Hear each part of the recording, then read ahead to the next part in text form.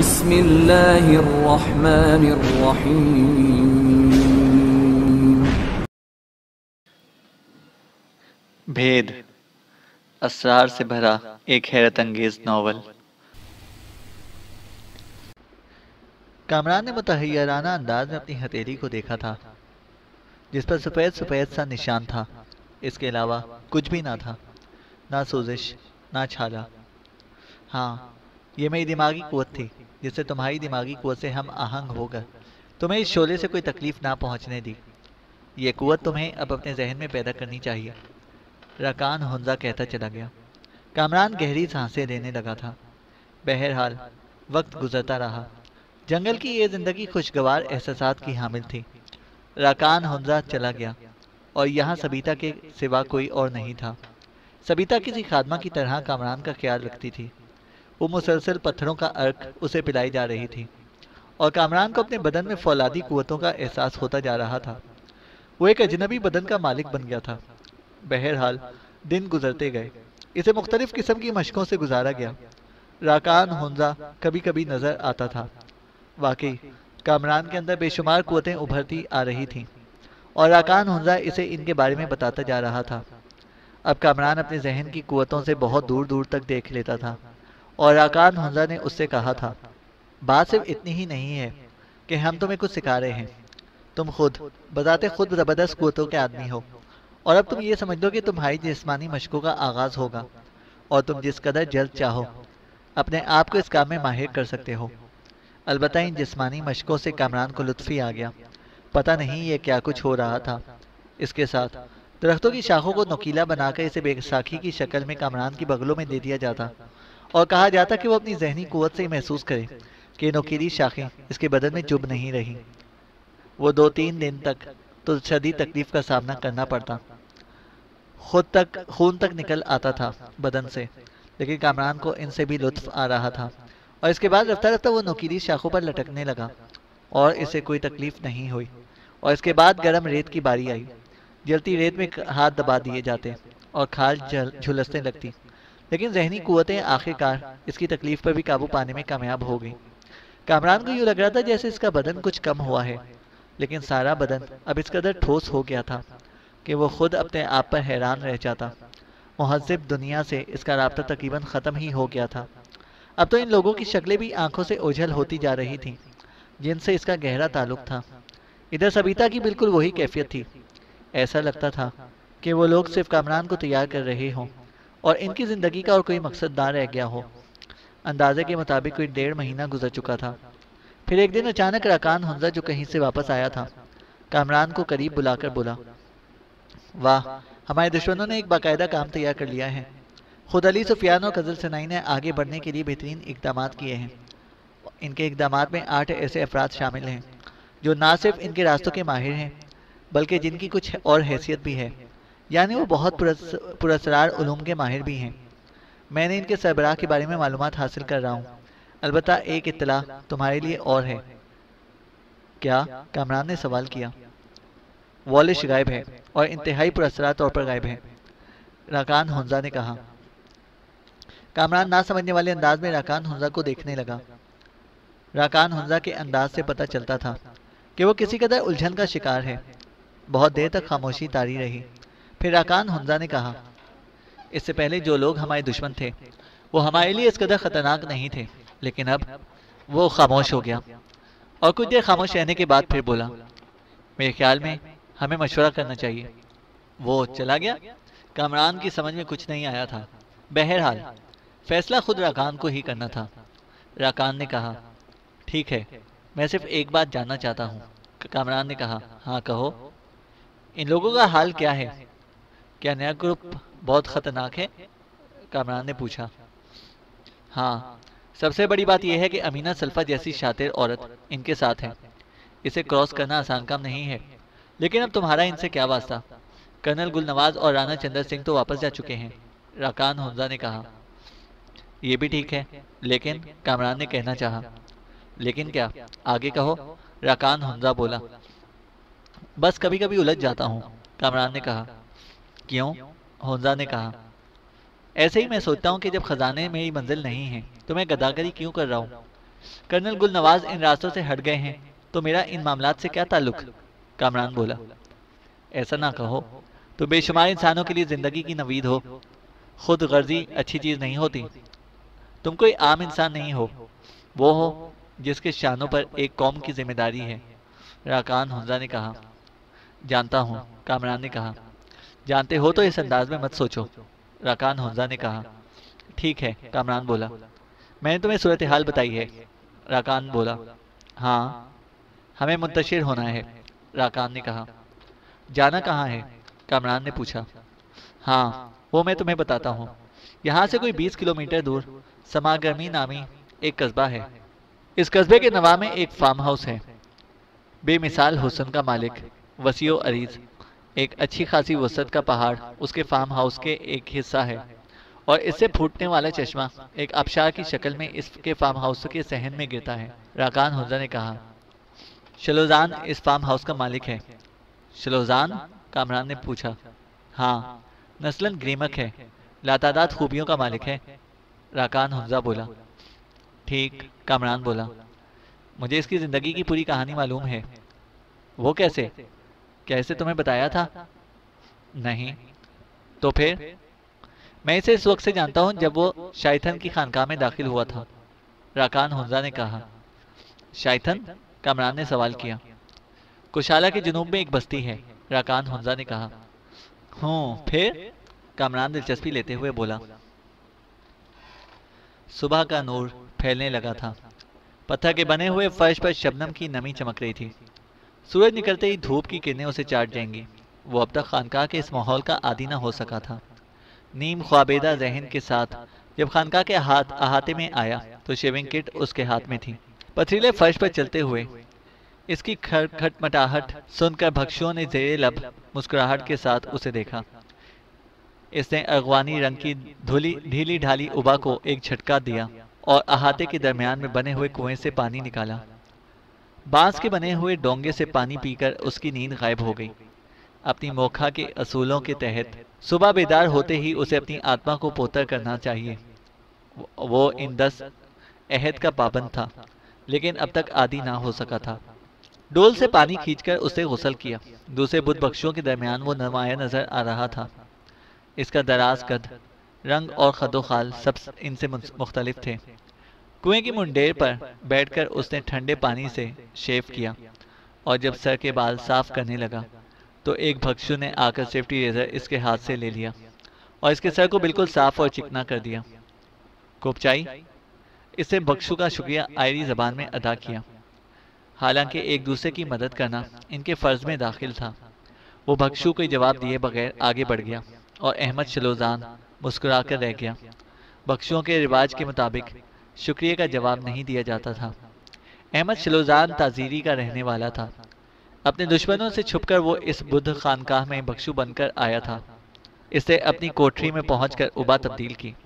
وہ خانقاہ کا واحد بخشو تھا جس کے پاس 2 ابائیں تھیں۔ اپنا کاسا اور چھتری اٹھا کر وہ بھیک مانگنے روانہ ہو گیا۔ بخشوؤں کے لیے لازم تھا کہ وہ صبح خود جا کر اپنے لیے ناشتے کی بھیک مانگیں۔ بلند چوہری مینار سے گھنٹے کی آواز گونجنے لگی۔ اسے معلوم تھا کہ یہ گھنٹہ 108 بار بجے گا۔ وہ باہر نکلا تو دھوپ میں ابھی سے تمازت پیدا ہو چکی تھی۔ شہری سڑکیں صاف اور کشادہ تھیں۔ ابھی ان پر سناٹا طاری تھا۔ اکا دکا لوگ یا گاڑیاں نظر آ جاتی تھیں۔ شہر کے دوسرے علاقوں میں بنے ہوئے مندروں اور خانقاہوں کے کیلس چمک رہے تھے۔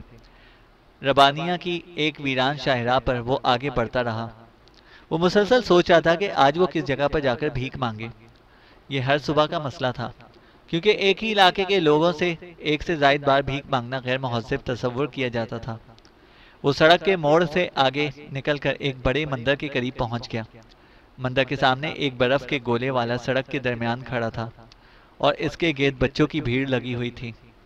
احمد شلوزان اور کنارے ہو گیا تاکہ برف والا کہیں گولا بنا کر اسے بھیک میں نہ دے دے۔ اسی لمحے ایک لمبی سی کار مندر کی سیڑھیوں کے پاس آ کر رکی اور اس میں سے ایک مرد اور ایک لڑکی باہر نکلے۔ مرد خاصی عمر کا تھا، لڑکی جوان اور بے حد خوبصورت تھی۔ وہ انگریز معلوم ہوتی تھی۔ کوشش کے باوجود وہ اس کے چہرے سے نگاہ نہ ہٹا سکا۔ وہ شاید سیاح تھے اور مندر دیکھنے کے لیے آئے تھے۔ وہ بھی مندر سے کوئی 20 قدم کے فاصلے پر تھا۔ لڑکی بڑی دلچسپی کے ساتھ مندر کو دیکھ رہی تھی۔ اس نے تصویر لینے کے لیے کیمرہ آنکھوں سے لگایا ہی تھا کہ کچھ فاصلے پر کھڑا ہوا پستہ قد شخص تیزی کے ساتھ آگے بڑھا۔ اس نے لڑکی کے پاس پہنچ کر برق رفتاری سے لڑکی کی بغل میں دبا ہوا پرس چھینا اور بے تحاشا بھاگ نکلا۔ لڑکی گھبرا کر مڑی اور حیرت زدہ نگاہوں سے بھاگتے ہوئے پرس چور کو دیکھنے لگی جو احمد شلوزان کی طرف بڑھ رہا تھا۔ احمد سڑک کے درمیان میں آ کر کھڑا ہو گیا، لیکن چور کو معلوم تھا کہ بھکشو ایسے معاملات میں دخل نہیں دیتے، اس لیے اس نے پرواہ نہیں کی، اور یہی اس کی غلطی تھی، کیونکہ دوسرے لمحے احمد نے اپنی چھتری اس کی ٹانگ میں اڑا دی۔ چور منہ کے بل گرا، پرس اس کے ہاتھ سے چھوٹ کر کچھ فاصلے پر جا پڑا۔ خوفزدہ چور نے گھوم کر ایسی نگاہوں سے احمد کو دیکھا جیسے وہ کوئی بدروح ہو، اور پھر پرس چھوڑ کر بھاگ نکلا۔ لڑکی اور مرد لپک کر احمد شلوزان کے پاس پہنچ گئے۔ احمد خاموش کھڑا رہا، اس کی نگاہیں جھکی ہوئی تھیں۔ تم انگریزی سمجھتے ہو؟ لڑکی نے مترنم آواز میں پوچھا۔ ہاں، احمد شلوزان نے جواب دیا۔ تم اپنا پرس اٹھا لو، میں اسے ہاتھ نہیں لگا سکتا، احمد شلوزان نے کہا۔ کیوں؟ لڑکی حیران ہو کر مسکرائی۔ بخشو، عورت یا اس کی کسی چیز کو چھو نہیں سکتے، احمد شلوزان نے جواب دیا۔ حیرت انگیز، لڑکی نے آہستہ سے کہا۔ کیا تم عورت کو اپنا نام بھی نہیں بتا سکتے؟ لڑکی نے پوچھا۔ میرا نام احمد شلوزان ہے، میں تازیری کا رہنے والا ہوں، احمد شلوزان نے کہا۔ خوب مسٹر احمد، تم بڑے دلچسپ بخشو ہو، میں تمہاری بے حد ممنون ہوں، لڑکی نے کہا۔ میرا نام کلاڈیا وارتھن اور یہ مسٹر تھامسن لارڈ ہے۔ شاید تم کو یہ جان کر خوشی ہو کہ میرے والد جرمن تھے، لیکن ماں صومالیہ سے تعلق رکھتی تھی۔ ان کی شادی پاناما میں ہوئی تھی۔ آپ کی صاحبگوئی قابل ستائش ہے مس کلاڈیا، اس سے پہلی بار مسکرا کر اسے دیکھا۔ مس نہیں، مسز، کلاڈیا نے بڑے دلچسپ انداز میں کہا۔ میرا خیال ہے کہ اب ہوٹل واپس چلیں، تھامسن نے مداخلت کی۔ تم کو جلدی ہے تو چلے جاؤ، کلاڈیا نے غصے میں کہا۔ مسٹر تھامسن، شلوزان جیسے بخشو سے بات کرنے کا موقع بار بار نہیں ملتا۔ ویسے کیا خیال ہے اگر آپ بھی ہوٹل چلیں، ہم ساتھ چائے پئیں گے، کلاڈیا نے کہا۔ احمد شلوزان ایک لمحہ سوچتا رہا۔ ہوٹل میں ناشتے اور چائے کا تصور بڑا سہانا تھا۔ مجھے کوئی اعتراض نہیں ہے، آپ مجھے ناشتے کی بخشا دے کر اگلے جنم میں ثواب پائیں گی، کلاڈیا کھلکھلا کر مسکرا پڑی۔ اسے یہ پڑھا لکھا دل فریب بخشو بہت پسند آیا تھا۔ ہوٹل کے گرل روم میں اسے کلاڈیا کے ساتھ بیٹھنا پڑا، کیونکہ تھامسن معذرت کر کے چلا گیا تھا۔ اسے ایک بخشو کے ساتھ کلاڈیا کی بے تکلفی ناگوار گزری تھی۔ گرم گرم چائے اور ناشتے کی لذت احمد شلوزان کو ایک عرصے بعد نصیب ہوئی تھی، اس لیے اس نے چائے کا دوسرا کپ بھی بنایا اور مزے لے کر پینے لگا۔ تم 1 سال سے بخشو بنے ہوئے ہو؟ کلاڈیا نے پوچھا۔ یہ تو بڑی طویل مدت ہے۔ نہیں، یہ مدت سمندر میں قطرے کے برابر ہے، احمد شلوزان نے کہا۔ لوگ ساری عمر تپسیا کر کے بھی گیان حاصل نہیں کر پاتے۔ لیکن تم مسلمان تھے تو پھر اپنا مذہب کیوں چھوڑ دیا؟ کلاڈیا نے پوچھا۔ احمد شلوزان ہنس پڑا۔ میں اب بھی مسلمان ہوں، میں نے مذہب ترک نہیں کیا، صرف ذہن کو سکون پہنچانے کے لیے یہ ریاضت کر رہا ہوں، اسے بہانہ بنایا۔ لیکن کیوں؟ یہ عمر فقیری اختیار کرنے کی تو نہیں، تم پر ایسی کیا مصیبت آن پڑی تھی؟ کلاڈیا نے مسکراتے ہوئے پوچھا۔ لمبی کہانی ہے، تم بور ہو جاؤ گی، شلوزان بولا۔ اوہ نہیں احمد، میں بڑی دلچسپی سے سنوں گی، کلاڈیا نے کہا۔ مجھے صبح کی عبادت میں شریک ہونا ہے، احمد شلوزان نے کہا۔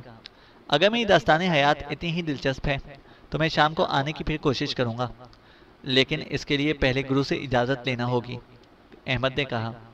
کلاڈیا نے مسافر کے لیے ہاتھ بڑھایا۔ احمد مسکرا دیا۔ میں نے پہلے بتایا تھا کہ بخشو کے لیے عورت کو ہاتھ لگانا منع ہے۔ احمد اس کشمکش میں تھا کہ کلاڈیا کے پاس جائے یا نہیں۔ اس عورت کی شخصیت میں اسے ایک انجانی کشش محسوس ہوئی تھی، لیکن دوسری طرف اتنے دنوں کی ریاضت خطرے میں تھی۔ بدھ اصولوں کے مطابق 5 باتوں سے پرہیز لازمی تھا: کسی جاندار کو ہلاک کرنا، چوری کرنا، نشہ کرنا، دل آزاری کرنا، لیکن بخشوؤں پر مزید 5 پرہیز لازم تھے۔ ان کو جنسی تعلقات قائم کرنے، دوپہر کے بعد کسی قسم کی غذا کھانے، رقص و موسیقی، خوشبو اور ہر قسم کے زیوروں کی سختی سے ممانعت تھی، لیکن وہ یہاں بدھ مذہب اختیار کرنے نہیں آیا تھا۔ احمد شلوزان انہی خیالات میں گم تھا کہ ایک بخشو نے آ کر اسے پیغام دیا کہ مہا گرو اسے بلا رہے ہیں۔ وہ کمرے میں داخل ہوتے ہی چونک پڑا۔ وہ اکیلے نہیں تھے، ان کے سامنے کلاڈیا بیٹھی ہوئی چائے پی رہی تھی، احمد شلوزان کو دیکھ کر مسکرا دی۔ آ جاؤ احمد شلوزان، انہوں نے کہا۔ مسز کلاڈیا وارتھن، جو کچھ کہنا ہے تم خود کہو تو بہتر ہوگا، گرو نے کہا۔ مجھے یہاں دیکھ کر تم اتنے حیران نہ ہو، کلاڈیا نے دل آویز انداز میں کہا۔ تمہارے واپس آنے کے بعد مجھے خیال آیا کہ تم میری مدد کر سکتے ہو، اس لیے میں خود یہاں آ گئی۔ میں ایک بھکشو تمہاری کیا مدد کر سکتا ہوں؟ احمد شلوزان نے حیران ہو کر پوچھا۔ تم نے میرے شوہر ڈاکٹر آئزک کا نام ضرور سنا ہوگا، ان کی ایک کتاب جنگل حال ہی میں شائع ہوئی ہے، کلاڈیا نے کہا۔ احمد شلوزان نے سر ہلا دیا۔ وہ آج کل آئناٹل کی سرحد کے قریب گھنے جنگلات میں کسی جگہ پر کام کر رہے ہیں۔ انہیں ہمیشہ سے دشوار گزار اور دور دراز کے علاقوں کے غریب باشندوں کی مدد کا جنون ہے۔ میں ان کے پاس جانا چاہتی ہوں۔ تم اس علاقے سے واقف بھی ہو اور مقامی زبان بھی جانتے ہو، اس لیے مجھے تمہاری مدد درکار ہے، کلاڈیا بولی۔ احمد شلوزان نے گرو کی طرف دیکھا۔ میری طرف سے اجازت ہے تم کو، انہوں نے فوراً کہا۔ ہماری شادی 2 سال قبل ہوئی تھی۔ آئزک پہلے بھی کئی صومالیاتی ممالک میں غریبوں کے علاج کے لیے کام کر چکے ہیں۔ جب انہوں نے اس علاقے میں کام کرنے کا ذکر کیا تو میں نے ہی امدادی ڈسپنسری قائم کرنے کے لیے ان کو سرمایہ دیا تھا۔ اس لیے سچ پوچھو تو غلطی میری ہی ہے۔ دراصل وہ اس علاقے کے مقامی لوگوں پر ایک کتاب لکھنا چاہتے تھے، لیکن یہاں آنے کے کچھ عرصے بعد مجھے ان کے بارے میں کچھ خبر نہ مل سکی۔ ابتدا میں چند خطوط ملے، لیکن پھر شاید وہ کسی ایسی جگہ قیام پذیر ہو گئے جہاں سے خط و کتابت دشوار ہے۔ ظاہر ہے کہ اس صورتحال میں لیے کافی تکلیف دہ تھی، اس لیے مجھے تمہاری مدد کی ضرورت ہے، کلاڈیا نے کہا۔ کیا میں اس سلسلے میں کچھ کر سکتا ہوں؟ احمد شلوزان نے پوچھا۔ میں اپنی ازدواجی زندگی کے سلسلے میں مدد نہیں مانگ رہی، کلاڈیا نے وضاحت کی۔ وہ میرا ذاتی معاملہ ہے۔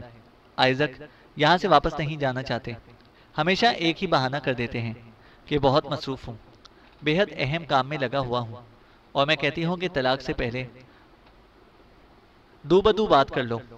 تم کو اس جگہ تک میری رہنمائی کرنا ہے جہاں وہ ان دنوں مقیم ہے، کلاڈیا نے احمد کو بتایا۔ اوہ، احمد شلوزان نے کہا۔ ہاں، تم میری مدد کر سکتے ہو۔ جانے کیوں اس مختصر سی ملاقات میں مجھے تم پر اعتماد ہو گیا ہے۔ میں تم کو اس کام کا معقول معاوضہ دوں گی، کلاڈیا بولی۔ ہم بخشو لوگ کوئی خدمت کر کے معاوضہ نہیں لیتے، احمد شلوزان نے آہستہ سے کہا۔ اوہ، مجھے معاف کر دو، کلاڈیا نے کہا۔ اسے خانقاہ کے لیے عطیہ سمجھ لینا۔ اب تو تم کوئی اعتراض نہیں نا؟ ہمیں روانہ کب ہونا ہے؟ احمد نے پوچھا۔ جتنی جلدی ممکن ہو سکے، کلاڈیا نے کہا۔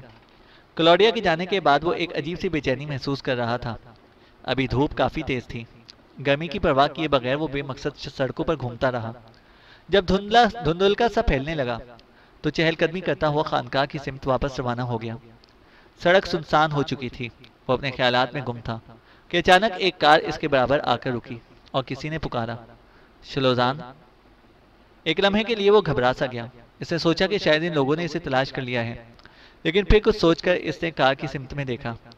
تاریکی میں وہ کار کے اندر بیٹھے ہوئے شخص کو پہچان نہ سکا، اس لیے کار کے قریب پہنچ کر اندر جھانکا۔ آواز دینے والا اس کے وطن کے سفارت خانے کا ارتضیٰ تھا۔ اوہ، آپ ہیں، احمد شلوزان نے کہا۔ وہ ارتضیٰ کو پہچانتا تھا۔ ان کی ملاقات ایک مرتبہ اتفاقاً ہو گئی تھی اور ارتضیٰ اس کے ساتھ بڑے خلوص سے پیش آیا تھا۔ فرمائیے، اس نے پوچھا۔ اگر کوئی حرج نہ سمجھو تو کار میں بیٹھ جاؤ، ارتضیٰ نے کہا۔ میں نہیں چاہتا کہ ہمیں کوئی اس طرح باتیں کرتا ہوا دیکھے۔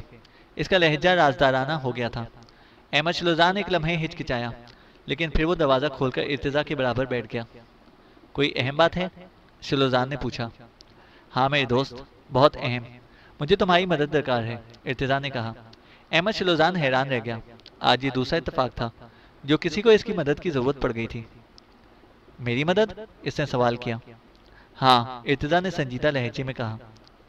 مجھے امید ہے کہ تم ایک برادر ملک کی مدد ضرور کرو گے، ارتضیٰ نے کہا۔ لیکن کس سلسلے میں؟ احمد نے پوچھا۔ پہلی میری بات غور سے سن لو، ارتضیٰ نے کہا۔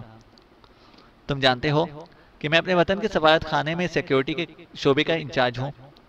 مجھے ربانیہ میں ایک خاص مقصد کے لیے بھیجا گیا ہے۔ کچھ عرصے سے ہیروئن کی بھاری مقدار وطن کے مشرقی حصے میں پہنچ رہی ہے، جہاں سے وہ بڑی ہوشیاری کے ساتھ ملکوں کے دونوں حصوں کے بڑے شہروں کو اسمگل ہوتی ہے۔ اس کے بعد یہ شہر کے نوجوان طلبہ کارکن حکومت کے ملازمین میں چابک دستی کے ساتھ پھیلائی جاتی ہیں۔ نئی نسل کو اس خطرناک نشے کا عادی بنانے کی یہ سازش بڑی سمجھ بوجھ کر کی گئی ہے۔ جب وہ اس کے عادی ہو جاتے ہیں تو ان کو تقریبی مقصد کے لیے استعمال کیا جاتا ہے اور یہ ساری ہیروئن اس علاقے سے اسمگل ہوتی ہے۔ ہمارے وطن کے علاوہ اس کی بڑی منڈی تنزانیہ، ویالیا اور دوسرے ممالک ہیں۔ یہ سازش ایک دشمن ملک دمامہ کر رہا ہے۔ ممکن ہے کہ تم جانتے ہو کہ پہلے افیون سے مارفین بنتی ہے اور پھر اس سے ہیروئن بنائی جاتی ہے۔ آئرلینڈ کے جنوبی علاقے میں آج بھی قبائل افیون کی کاشت کرتے ہیں، حالانکہ یہ ممنوع ہے۔ فرلوس اور دوسرے سرحدی علاقوں سے افیون اسمگل ہوتی ہے۔ ربانیہ سمیت ملک بھر میں ہیروئن بنانے کا کوئی پلانٹ نہیں ہے۔ خوش قسمتی سے ہمیں ایک ایسا شخص مل گیا جس سے اہم معلومات باہم پہنچانی ہیں۔ اس کا نام تاؤس ہے۔ وہ تماکش کے شہر کے قریب ایک پہاڑی گاؤں میں ٹیچر ہے۔ اس کا تعلق مقامی قبائل سے ہے۔ وہ گزشتہ 1 سال سے ہمارے لیے کام کر رہا ہے۔ اس سلسلے میں ہمیں آئر سیکیورٹی سروس کا تعاون حاصل ہے۔ ہم نے تاؤس کو ایک خفیہ وائرلیس سیٹ دیا تھا جس سے وہ اہم معلومات فراہم کرتا تھا۔ اس نے آخری پیغام یہ دیا تھا کہ اس نے اس گھناؤنی سازش کا پتہ چلا لیا ہے اور ایسا سراغ مل گیا ہے جو اس گروہ کو بے نقاب کر دے گا، لیکن اس کو شک ہے کہ کسی اور کو اس کے اور خفیہ ٹرانسمیٹر کے بارے میں پتہ چل گیا ہے۔ اس کے لیے وہ وائرلیس سے تفصیل نہیں بتا سکتا۔ وہ اس پیغام کے بعد وائرلیس سیٹ تباہ کر دے گا تاکہ اس کے خلاف کوئی ثبوت نہ مل سکے۔ اس کے لیے خود ربانیہ آنا بھی خطرناک ہے کیونکہ ممکن ہے کہ اس کی نگرانی ہو رہی ہو۔ ذرا بھی شک ہوا تو وہ کبھی یہاں تک نہ پہنچ سکے گا۔ اس لیے اسے تاکید کی ہے کہ وہ کسی قابل اعتماد آدمی کو جو آئر زبان جانتا ہو فوراً وہاں بھیجا جائے، اور اس کام کے لیے تم موزوں ترین آدمی ہو۔ ارتضیٰ تفصیل بتاتا چلا گیا۔ لیکن کیوں؟ میں کیوں؟ احمد نے پوچھا۔ پہلے پوری بات سن لو۔ ہمیں معلوم ہے کہ تم مسز کلوڈیا کے ساتھ جنوبی علاقے کی سمت میں جا رہے ہو۔ تم آئر زبان اچھی طرح جانتے ہو۔ مسز کلوڈیا اپنے شوہر سے ملنے جا رہی ہیں جن کا دیہی اسپتال تاؤس کے گاؤں کے بالکل قریب ہے، اور تم پر کسی کو شک بھی نہیں ہو سکتا۔ اب بتاؤ تم سے زیادہ موزوں شخص کون ہو سکتا ہے؟ ارتضیٰ نے کہا۔ لیکن تم جانتے ہو کہ میں بخشو ہوں اور کسی ایسے کام میں ملوث نہیں ہو سکتا، احمد شلوزان نے کہا۔ میں یہ بھی جانتا ہوں کہ تم تازیری کے کمانڈو فورس کے ایک بہادر سپاہی ہو اور صدر جیمز فراڈو کے کٹر حامی تھے، اس لیے جیمز فراڈو کے خاتمے کے بعد ملک چھوڑنے پر مجبور ہو گئے اور اب یہاں بظاہر بخشو بن کر زندگی گزار رہے ہو، ارتضیٰ نے کہا۔ کیا تم مجھے بلیک میل کر رہے ہو؟ احمد شلوزان نے غصے میں پوچھا۔ نہیں برادر عزیز، ہرگز نہیں۔ میں تم جیسے مخلص انسان کے لیے تصور بھی نہیں کر سکتا۔ یہ راز صرف میری ذات تک محدود ہے۔ صدر جیمز فراڈو ہمارے عظیم محسن تھے، تم ان کے سپاہی ہو، کیا تم ہماری مدد سے انکار کرو گے؟ ہوٹل کے ڈائننگ ہال میں کھانا کھاتے ہوئے کلاڈیا نے شلوزان کی سمت میں دیکھا۔ بخشیوں کا لباس اتارنے کے بعد وہ ریڈی میڈ سوٹ میں بھی بڑا وجیح لگ رہا تھا۔ 2 دن سے وہ ربانیہ کے شہر میں مارے پھر رہے تھے، تب جا کر سفر کے انتظامات مکمل ہوئے تھے۔ سب سے زیادہ دشواری علاقے کے لیے ٹویوٹا بس ویگن حاصل کرنے میں ہوئی تھی، پھر کھانے پینے کا سامان، مچھردانیاں، کمبل، پرائس سٹوو، جنگل میں جھاڑیاں کاٹنے والے لمبے چاقو، کمپاس اور دیگر ضروری اشیاء خریدنے میں کافی وقت لگا تھا۔ ویگن میں تمام سامان لاد کے جمبو روڈ کے ریلوے اسٹیشن سے ٹرین کے ذریعے روانہ کر دیا گیا تھا۔ انہوں نے اپنے لیے بھی سیٹ ریزرو کروا لی تھی۔ احمد شلوزان کو بھی ایک طویل مدت کے بعد کسی عورت کا قرب ملا تھا، لیکن کلاڈیا عورت سے زیادہ ایک دلچسپ ساتھی ثابت ہوئی تھی۔ اس کی بے باکی اور بے تکلفی میں خلوص تھا۔ وہ مغرب کی آزاد خیال عورتوں کی طرح جنس کی بھوکی نہیں تھی، وہ ایک اچھی دوست اور ساتھی تھی۔ احمد شلوزان کو یقین تھا کہ اس دشوار گزار سفر میں وہ بار ثابت نہ ہوگی۔ اس نے کلاڈیا کو ارتضیٰ کے بارے میں کچھ نہیں بتایا تھا۔ ان کی دوسری ملاقات سفارت خانے میں ہوئی تھی۔ ارتضیٰ اسے رات کی تاریکی میں وہاں لے گیا تھا۔ وہاں ربانیہ سیکیورٹی کا ایک اور افسر بھی موجود تھا۔ اس کو ہدایت کی گئی تھی کہ وہ جلد از جلد تاؤس سے رابطہ قائم کرنے کی کوشش کرے۔ شناخت کے لیے اسے کوڈ بتا دیا گیا تھا، شکل خرگوش جیسی، دل شیر جیسا۔ آئر زبان کا یہ محاورہ شناختی کوڈ تھا جسے سن کر تاؤس سمجھ جائے گا کہ جو کچھ اطلاع فراہم کرے اسے اچھی طرح ذہن نشین کر کے احمد شلوزان کو تیز رفتاری کے ساتھ تماکش کے شہر پہنچنا تھا اور پھر فون یا تار کے ذریعے اپنی آمد کی اطلاع ارتضیٰ کو دینا تھی۔ وہ لوگ فوراً بذریعہ طیارہ وہاں پہنچ کر احمد شلوزان سے رابطہ قائم کریں گے۔ احمد شلوزان نے محسوس کیا تھا کہ ارتضیٰ کافی فکر مند تھا۔ یہ مشن یقیناً بہت خطرناک ہوگا، ورنہ وہ اتنا پریشان نہ ہوتا۔ احمد شلوزان اس مقصد کے لیے اپنی جان کا خطرہ نہ مول لیتا۔ اگر مسئلہ ایک برادر ملک کا نہ ہوتا، اب وہ وعدہ کر چکا تھا اور بہر صورت اسے پورا کرنا تھا۔ وہ اپنے خیالات میں کھویا ہوا تھا کہ اچانک اس کی نظر برابر والی میز پر پڑی۔ ایک بھاری بھرکم خطرناک شکل والا غیر ملکی کلاوڈیا کو مسلسل گھورے جا رہا تھا۔ اس کے تینوں ساتھی بھی پیشہ ور بدماش لگ رہے تھے۔ شراب کے گھونٹوں کے درمیان وہ سر جھکا کر رازدارانہ انداز میں سرگوشیاں کرتے اور مسکرانے لگتے۔ احمد شلوزان کو غصہ تو بہت آیا، لیکن وہ خاموش رہا۔ کیا سوچ رہے ہو احمد شلوزان؟ کلاوڈیا کی آواز نے اسے چونکا دیا۔ کچھ نہیں، تم کافی پیو، میں ابھی آیا۔ وہ کرسی سے اٹھا اور آرام سے چلتا ہوا باہر نکل گیا۔ مقصد صرف یہ معلوم کرنا تھا کہ اس کی عدم موجودگی میں یہ بدماش کیا کرتے ہیں۔ وہ جیسے ہی واپس پہنچا، اس کی نظر بدماشوں کی ٹولی کے اس فرد پر پڑی جو کلاوڈیا کے پاس کھڑا تھا اور جھک کر اس سے کچھ کہہ رہا تھا۔ اسے دیکھ کر کلاوڈیا مسکرا اٹھی۔ اچھا ہوا تم آ گئے احمد، کلاوڈیا نے کہا۔ انہیں بتاؤ کہ مجھے ان کے ساتھیوں کے ساتھ شراب پینے کی دعوت قبول نہیں ہے۔ گھٹے ہوئے بدن والے شخص نے بڑی حقارت سے احمد شلوزان کا جائزہ لیا۔ تم نے سنا نہیں؟ احمد شلوزان نے کہا۔ ہاں، لیکن مجھے یقین نہیں آیا، بدماش نے گھراتے ہوئے کہا۔ کیا تم دلال ہو؟ احمد شلوزان کے جسم میں آگ لگ گئی۔ اسے بمشکل خود کو قابو پر پایا۔ تم شاید نشے میں ہو، بہتر ہے کہ چلے جاؤ، اس نے ضبط کرتے ہوئے کہا۔ لڑکی مسٹر ہیب برزا کو پسند آ گئی ہے، اسے جانا پڑے گا، وہ گھرایا۔ احمد شلوزان کا ہاتھ بجلی کی سی سرعت کے ساتھ چلا۔ مکہ اتنا بھرپور تھا کہ بدماش اپنا پیٹ پکڑ کر کراہنے لگا۔ اسی لمحے بھاری بھرکم شخص آگے بڑھا۔ احمد شلوزان تیار ہو گیا۔ پہلے بدماش نے اپنا مکہ بلند کیا۔ خبردار جن، ہیب برزا دھاڑا، اپنی میز پر جاؤ۔ لیکن اس کتے نے مجھے مکہ مارا ہے مسٹر ہیب برزا، میں اسے۔ مسٹر ہیب برزا نے اتنے خونخوار انداز میں اسے گھورا کہ جم کا جملہ پورا نہیں ہو سکا۔ وہ اپنے ساتھیوں کے پاس جا کر بیٹھ گیا اور بڑی خونخوار نظروں سے احمد شلوزان کو گھورنے لگا۔ مجھے افسوس ہے مس، جم کچھ زیادہ ہی پی گیا تھا، ہیب برزا نے کلاوڈیا سے معذرت کی۔ کوئی بات نہیں، اب اس کا نشہ دور ہو گیا، کلاوڈیا نے طنزیہ لہجے میں کہا۔ وہ بہت خطرناک آدمی ہے، کیوں نہ آپ دونوں ہمارے ساتھ بیٹھ کر کچھ پئیں، اس طرح تلخی دور ہو جائے گی، ہیب برزا نے کہا۔ شکریہ مسٹر ہیب برزا، لیکن یہ ممکن نہیں، کلاوڈیا کا لہجہ بے حد سخت تھا۔ آج تک میری دعوت سے کسی نے انکار نہیں کیا، ہیب برزا نے بل ڈاگ جیسا منہ بنا کر کہا۔ ہم دوستی چاہتے ہیں۔ گڈ بائے مسٹر، کلاوڈیا نے فیصلہ کن لہجے میں کہا۔ ہیب برزا کی آنکھیں سرخ ہو گئیں، وہ کسی زخمی بھیڑیے کی طرح انہیں گھورتا ہوا واپس چلا گیا۔ احمد شلوزان کرسی گھسیٹ کر بیٹھ گیا۔ تم واقعی بڑے کام کے آدمی ہو، کلاوڈیا نے مسکراتے ہوئے کہا۔ کسی بخشو سے اتنی بہادری کی توقع نہیں ہو سکتی۔ میں ہمیشہ سے تو بخشو نہیں تھا، احمد شلوزان نے ہنستے ہوئے کہا۔ بہتر یہ ہے کہ ہم یہاں سے اٹھ چلیں، کلاوڈیا نے کہا۔ سنا ہے ربانیہ میں بڑے حسین نائٹ کلب ہیں، کلاوڈیا نے پوچھا۔ ہاں، لیکن میں نہیں جا سکوں گا، احمد شلوزان نے کہا۔ کسی حسین عورت کی عزت کے لیے لڑنا اور بات ہے، لیکن رقص و موسیقی یہ ممکن نہیں، احمد بولا۔ بڑے عجیب بخشو ہو تم احمد شلوزان، کلاوڈیا بے اختیار ہنس پڑی۔ جیسے تمہاری مرضی۔ یہ دوسری رات تھی، تماکش جانے والی ٹرین کی ڈائننگ کار میں بیٹھے وہ کھانا کھا رہے تھے۔ ایک موٹا سا پستہ کٹ کنڈکٹر ٹکٹ چیک کرتا ہوا ان کے سامنے آ کر کھڑا ہو گیا۔ وہ آئریوں کی طرح خوش مزاج تھا اور ہر ایک سے شگوفے بازی کرتا چلا جا رہا تھا۔ کلاوڈیا نے پرس سے ٹکٹ نکال کر اسے دیا۔ احمد شلوزان نے آئری زبان میں پوچھا، کیا اگلا اسٹاپ دجریری کا ہوگا؟ کنڈکٹر کی آنکھیں حیرت سے پھیل گئیں۔ کسی غیر ملکی سے اس روانی کے ساتھ آئری زبان میں گفتگو حیرت انگیز بات تھی۔ ہاں، اگلا اسٹاپ دجریری ہوگا، اس نے جواب دیا۔ کیا بھی وہاں فرائیڈ جھینگے ملتے ہیں؟ احمد شلوزان نے کہا۔ کنڈکٹر بے اختیار مسکرا دیا۔ ہاں، ان میں بڑی توانائی ہوتی ہے، وہ ہنستا ہوا چلا گیا۔ کیا باتیں ہو رہی تھیں؟ کلاوڈیا نے پوچھا۔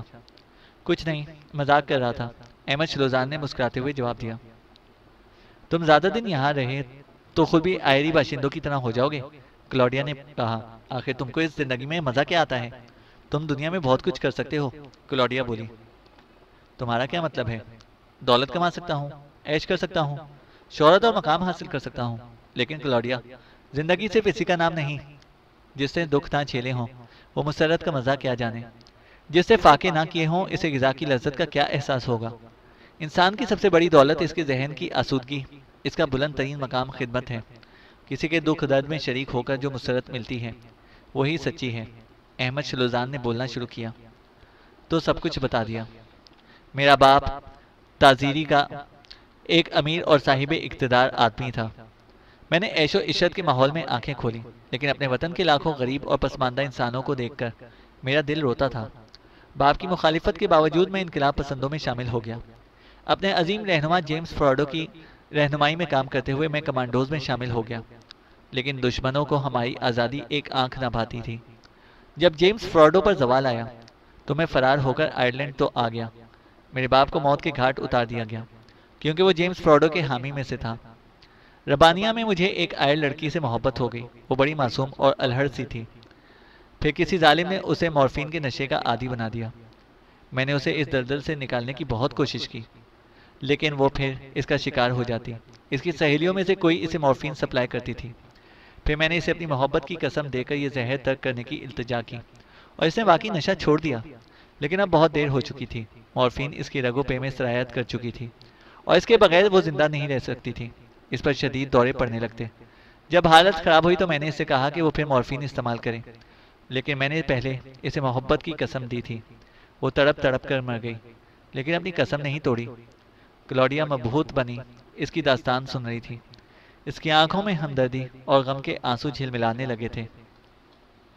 چینل کو سبسکرائب کریں اور بیل آئیکن کو پریس کریں تاکہ ہماری ہر اپڈیٹ آپ کو بر وقت مل سکے۔